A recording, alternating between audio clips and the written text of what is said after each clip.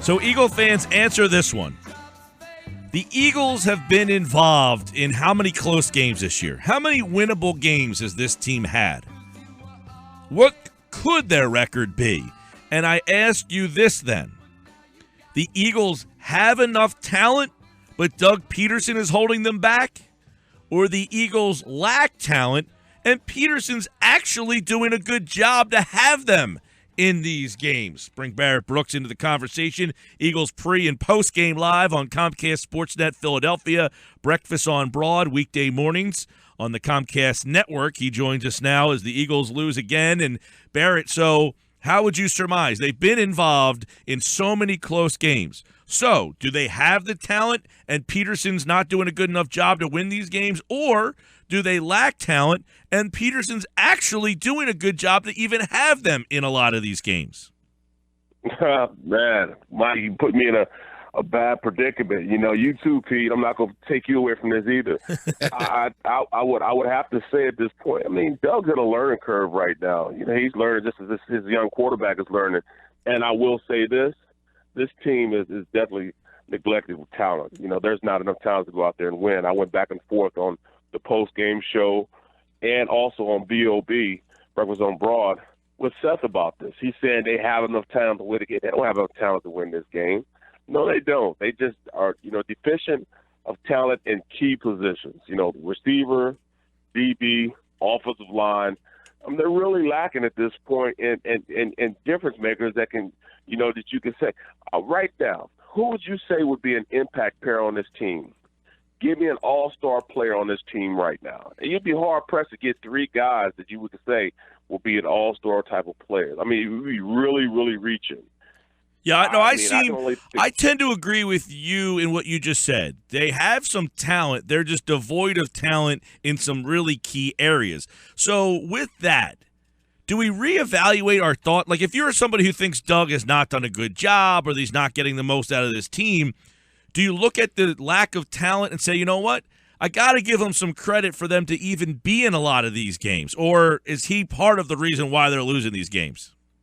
No, I think he's doing enough for them a lot of games. Of course, he's going to make some bad calls. Like the last play of the game was definitely a bad call. You don't run scat protection, especially after they blitzed or brought pressure the last three times they threw the ball. Now, understanding that in those type of situations, I understand you want to get five receivers out, but they're bringing more than five.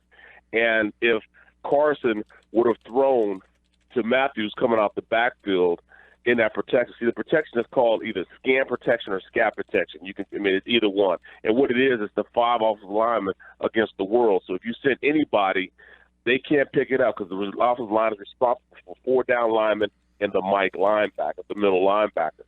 So if you evaluate what the play was, it was a good play, but understanding your personnel out there is the biggest thing. He had Matt Tobin at right tackle.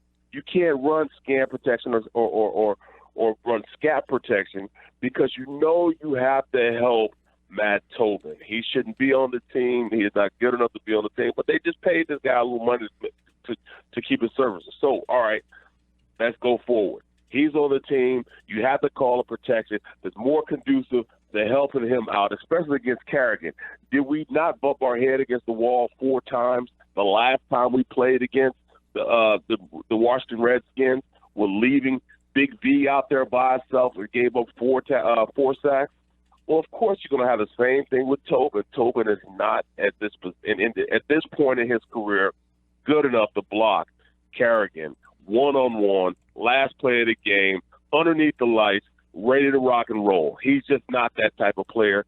And needless to say that he had injured himself the play before.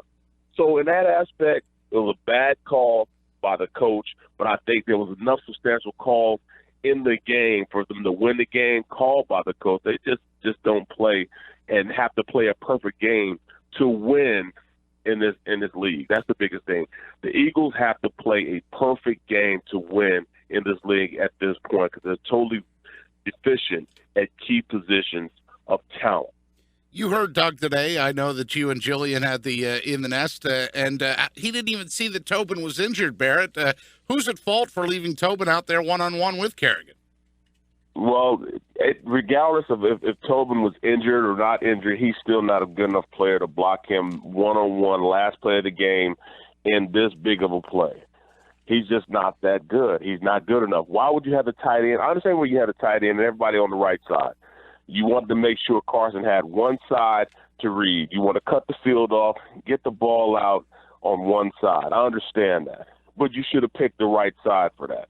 You can't leave him out there on an island, man-on-man, against their best pass rusher, a pressure situation, last play of the game, and think that it was going to be anything but a disaster.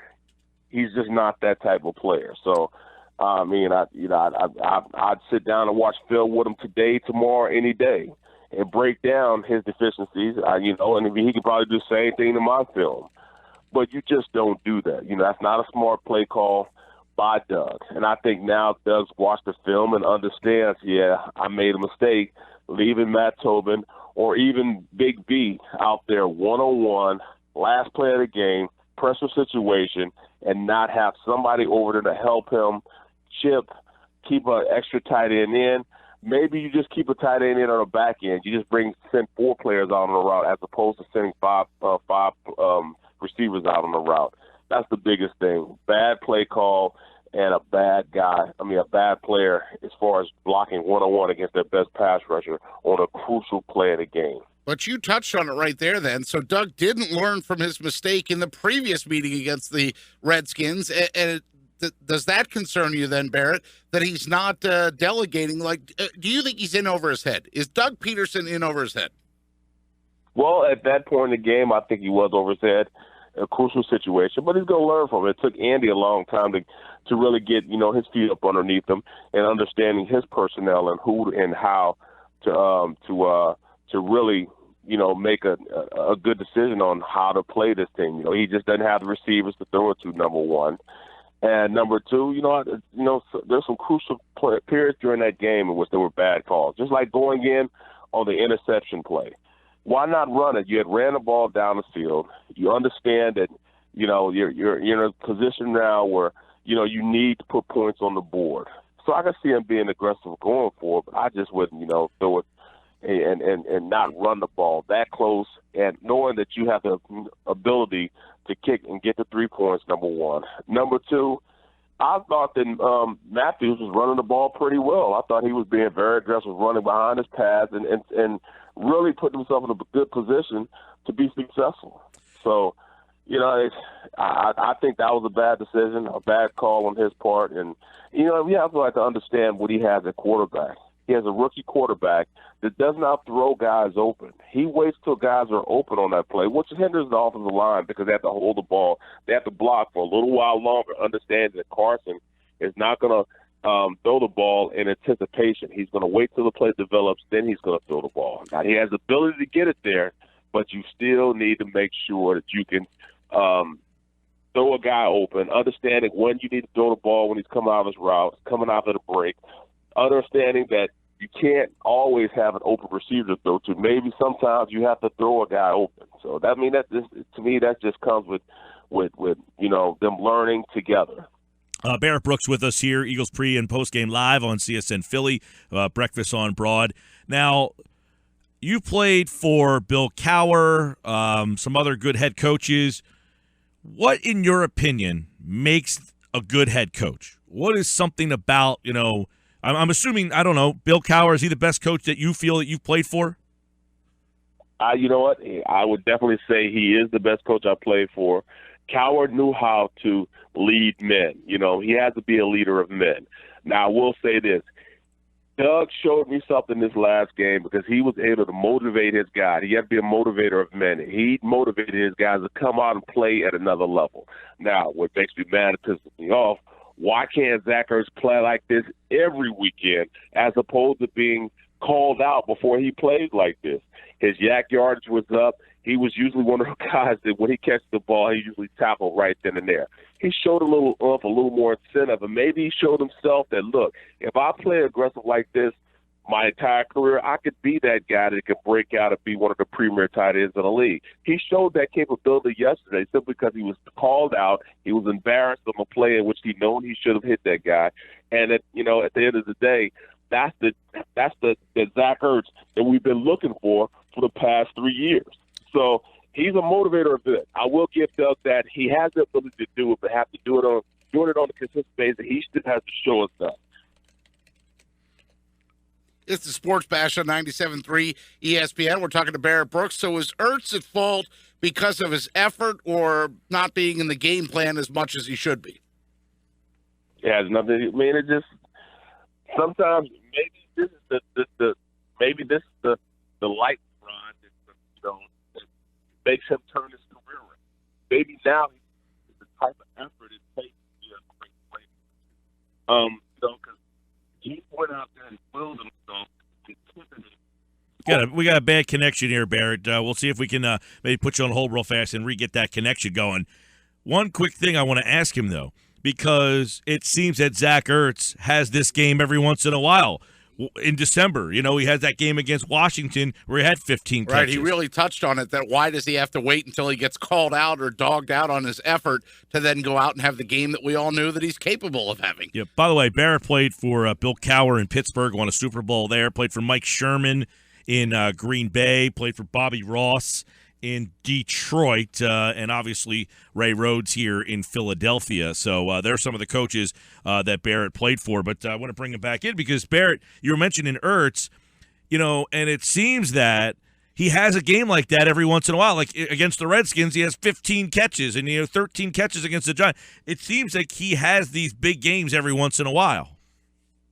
Well, and that just goes to show that he needs to mature as a player and make sure that he plays with that effort, that same intensity every time he steps on the field. Some players just don't have that switch. They need a switch to be turned on, or they need to be embarrassed in order for him to play hard like that. Not to say that he, takes plays off or anything like that, but he didn't have that same intensity last week as he had this week. And it really showed out there yesterday, how good he can be if he goes out there and imposes his will like he did this last game. That's the biggest thing right there. You have to have that want-to that me and Seth talk about all the time. You have to want to be great. And that's what you needed for him. If you also look at Ryan Matthews, the way he's running now as compared to the way he ran earlier in the season. He had that want-to. When he was able to go out there in the Atlanta game and ran as hard as he did, that's because he wasn't getting any snaps. He wasn't getting the rock at all. At that point in time, Sproles was the breadwinner. Sproles was the guy that they trusted out there with the ball. He was got the majority of the snaps, and at that point, he was averaging about 15 to 16 snaps a game. Well, now he understands, all right, I have to take my game to another level in order for me to be out there playing, and that's the biggest thing. He does. Doug knows what to do to motivate his guys, but sometimes you guys just have that own internal motivation, and I think he really lit a fire underneath these guys' butts to make them go out there and play as hard as they played yesterday. I hate the fact that they're thinking it's a moral victory. It shouldn't be a moral victory. I don't think there's any moral victories. You still lost the game, but at least they're putting it in the right direction now. Hey, give me your take on the long snapping situation. We have so many people who just say, how does the center not know how to snap a ball? I think it's a different skill that is a little different from the way the center snaps, but the fact that, they had to go to a third guy yesterday. You ever see that kind of situation happen before? Yeah, it's a scramble, man. In fact, when I was with the Giants, we had a guy named Trey Junkin come in today, brought in off the I remember that. Game. And he ended up losing the game for us. He comes in. We signed him because our starting center was also our long snapper, and Bober was a Chris starting Bober, center, but he could actually long snap also. But it's a totally different mechanics on how you long snap a ball and really regular just shotgun snap. When you long snap, it's more like you're throwing a pass. It's the same motion as throwing a pass. You're just going underneath your legs and you're finishing the play, trying to get that spin on it. It's totally different from a long snap and going out there and executing, especially on punts and on field goals and PATs. It's totally different mechanics. It's not the same skills that you would have. You would think it is, but it's totally different. Like I said, the snap just goes back there to have to spin on it. With the long snap with the long snap and a shotgun snap, totally different. Two totally different. But I don't think that, people really see how good Jordan Boss is and how much of a commodity he is. I played with a guy named Hudson. Hudson played when my rookie year. Hudson played only his 20th year when I played with him. And Hudson was one of those guys. He was so consistent. He played 20 years and could have played for another 10 if he wanted to, simply because he can long snap. That's an art that a lot of players get into just to stay in the league and extend their careers. And it's usually those tight ends that go in and play those positions too. It's usually tight ends, guys that can block, and are pretty good athletes because they have to run down on punts also. It's usually the tight end or a linebacker that usually specializes in being a long snapper because you have to be an athlete, you have to run down on kicks, run down on punts. So, people need to think about that also. You think that changed the game, Barrett, some of Doug's fourth down calls and decisions? It absolutely did, because it affected in the aspect of, all right, now you just can't kick a field goal because you don't know the snaps going there, which influenced him now to, not punt the ball. I have to go for it on fourth down as opposed to punting down and allow my defense to go down there and see if they can make an impact on the play. So, it definitely changed the dynamics, not just in this game, but as they approach going forward. It's a position now that they have to bring another guy in, one guy out. They have to have a long snapper right now. And it's so serious to the point that I don't know if they can go into this game without bringing in a guy. I can't trust Trey Burton doing it every single time. Yes, it was great. He came in and he was the hero getting that snap back for that PAT. But still, that field goal. But still, you have to have a guy in there. But I think Doug indicated today they're going to bring somebody in, though. Yeah, I think he did say they're going to try some guys out. Oh, absolutely. They have to, they have to, There's a lot of injuries going on right now. Right now, one of the most serious positions on the field is the offensive line. They don't have anybody right now. At this point, Tobin, that's a 3 to 4 week injury that he's had. It's just like Big D, the same injury. And Big D's not slated to come back this week. Tobin's out at this point. Barber has a hamstring right now. Who is going to play tackle? They don't have anybody. And we don't know what the situation with Brandon Brooks is because, 2 out of the last 3 weeks, he's become ill on Sunday. So I don't know. They're scrambling right now, really trying to bring somebody in. I just wish I was in shape because I could at least go out there and make the team right now. I know for sure. Barrett Brooks with us talking about the Eagles and their woes on the offensive line. Well, another guy that might be missing for the next game, Barrett, is Darren Sproles. What's your take on that hit on Sproles? Well, you know what? I mean, to be honest, it was not a cheap hit. Everybody's saying it was cheap. He should have been kicked out of the game. No, that's just a young guy playing through the whistle. He just misjudged the ball and didn't know when the ball was going to get there. And let me tell people this. Sproles is the king of going up and influence guys that are gunners that are coming down to hit him to get a flag. He's very, very good at that. That's why he's been doing it so long in the league. He's been one of the best returners in the league because he influences guys to do it. If you look at his posture on that play, it looked like he was getting ready to catch the ball. The guy got down there too quick and hit him too early. He wasn't trying to spear him or anything. In fact, he turned his head and used his shoulder. But he said, he targeted his head. He didn't target his head. We're talking about a guy that's 5'5", and when he got low to catch the ball, he hit him. It wasn't a malicious hit, but it was an impact hit. And if you ask guys around the league, special teams guys, they'll tell you it wasn't dirty. He just finished the play. It just so happened it was our guy, and that's where we're all pissed off. Barrett Brooks, tomorrow, Breakfast on Broad. He'll have plenty more, I'm sure, reacting to another Eagles loss. They've lost 8 out of 10, and obviously no playoffs this year for this team. It'll be the third straight season for no playoffs for the Eagles. And I ask you because there are people out there, Barrett, that think that this team is starting to have that losing feeling around them, a losing culture. No playoffs for 3 straight years. They haven't won a playoff game, since 2008 or 9. Do you feel that there's a losing – what's that, 2008? So do you feel that this is a losing culture now all of a sudden in Philadelphia? Well, I'm going to tell you the truth. It all stems from lack of talent evaluation. All these teams that are in a position right now to be successful – have drafted great and took the bumps and bruises of drafting guys and letting them develop within the system. Chip really screwed us because he let a lot of guys go that were foundation pieces on this team. Say what you want to say. You only find a guy like McCoy that comes around every once in a while. say what you want to say. He's a great player. He fit in a lot of places as opposed to being in Buffalo. A guy like like Shady. Shady, I'm telling you, man, you only see one of those guys every once in a while. Look at Deshaun. Deshaun's another guy. You can't let talent like that go and not replace it with somebody that you drafted. The offensive line woes we had. You can't miss on the offensive line. Dallas is reaping the benefits of having that. So that's a running back, a speedy receiver. You let Jeremy Maclin go, your first rounder, one of the pivotal points that you needed for this team. Then you go out and you draft in the first round a fireman. We all see that in work. There's a lot of misses, at this point. But then you have guys that are now starting to develop, like Marcus Smith.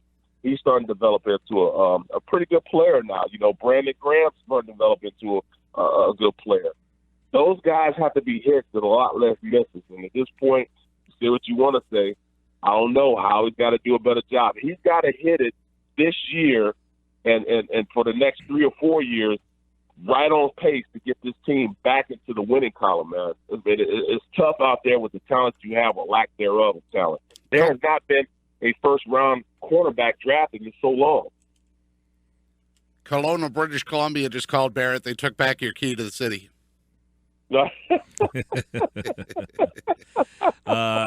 the last time they drafted a corner in the first round, was it Shepard?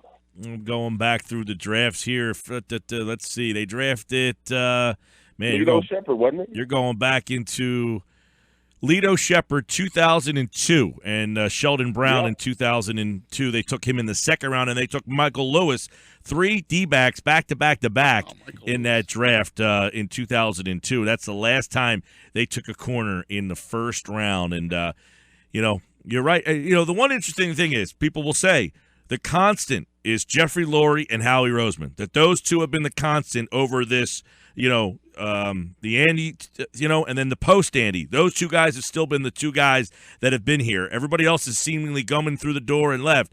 So you could either say, well, Howie is the one constant as the evaluator, or Donovan left and they've never replaced that spot accurately enough. Well, that's definitely the case, So there's a lot of question right now on Howie Roseman's evaluation skills. I've heard a lot of people say, well, he's a great cap guy. As you see, he's definitely put a lot of guys under contract for the next couple of years. He's great at the cap situation. But, the jury's still out on him and his ability to evaluate talent, go out to the combine and see the players you need to build a franchise. So we'll see these next couple of years. But at this point, he's at the helm. So, it's going to be – the eye's definitely going to be on him because this is his team now. Yep. He's the evaluator now. And where they go forward is all Howie's decision. Barrett Brooks, of course, tomorrow morning, Breakfast on Broad and Eagles pre- and post-game live this Sunday against the Baltimore Ravens. BB. Thanks, Barrett. Have a good one, pal. You guys have a good one, too.